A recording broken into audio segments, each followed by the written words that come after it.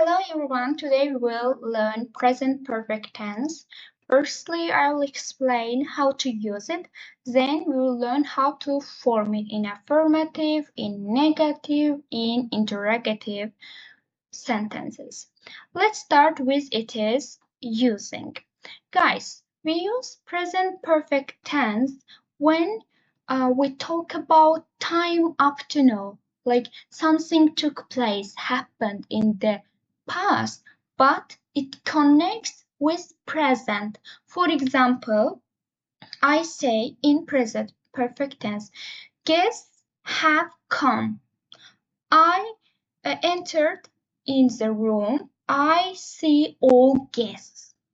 Actually, guests started to come before, let's say, 2 hours. But now I see result. They are in the room. So I say, guests have come. It means that their coming started in the past, but now they are in the room. I see result. Something took place in the past, but connects with present. Now let's have a look. It's forming. Firstly, affirmative form.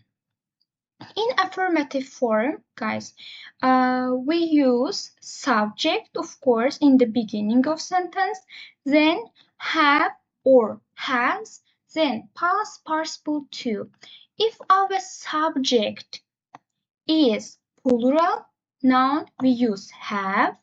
If our subject is singular noun, we use has. For example, plural noun are children, teachers, books, they're plural noun.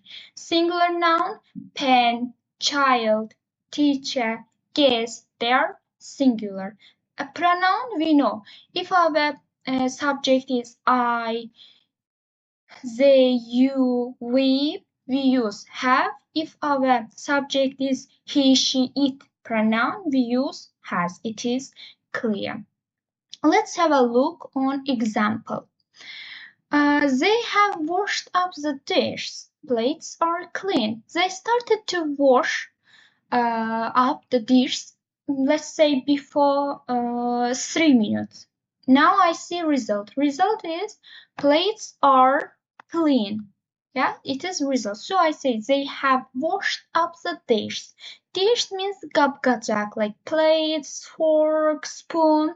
All of these we call dishes. And short form of have is apostrophe with.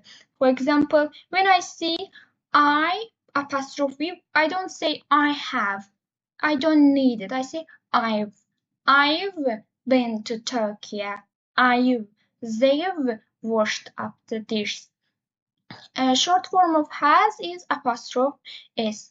If you see past participle to after apostrophe s, it means that it is has. And also we should look at time expression to identify it. It is present perfect or it is passive form of present simple. I hope it is clear for you. Now let's have a look on negative form of present perfect. As we know that in negative after auxiliary verb we use not. Firstly subject, then have or has, then not, then past participle to. For example, they have not washed up the dish. They're dirty. Onlar qab-qacağı yumayıblar. Qab-qacaqlar kirlidir. I see result. They are dirty. Short form of have not is haven't. Short form of has not is hasn't. Now, interrogative form. I mean question form of present perfect. In interrogative form, we put have or has before subject. Firstly have, then or has, then subject, then past participle to. For example, has she done her homework? Don't say has done she. Only auxiliary verb. Has she done her homework? O ev tapşırığını bitirip, edip. Yeah. If we have question word, we put question word in the beginning of sentence. Firstly question word, then have or has, then subject, then past participle to. What is question word? Like who, what, how long? They are question word. Of course, we use them in the beginning of sentence. For example, how long have they lived in Baku? Onlar nə qədər müddət Bakıda yaşayıb? Okay, it is interrogative form of present perfect. Now let's have a look on time expression.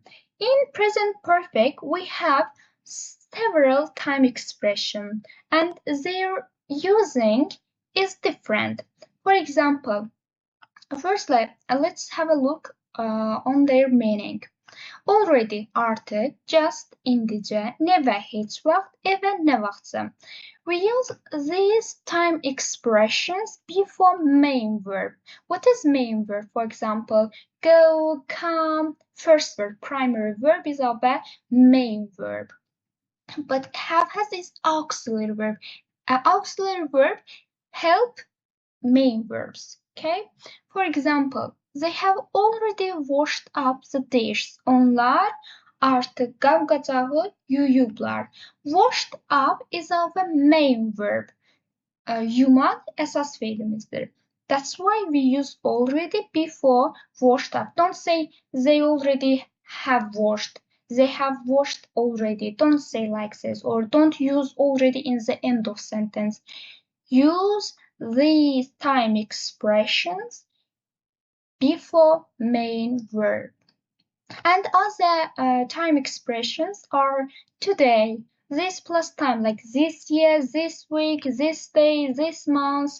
Yet, hələ, by the way, we use yet in negative sentence, only in negative sentence. We cannot use yet in positive sentence. And we cannot use already, just, never in negative sentence. We use these time expressions in question and positive sentence, not negative.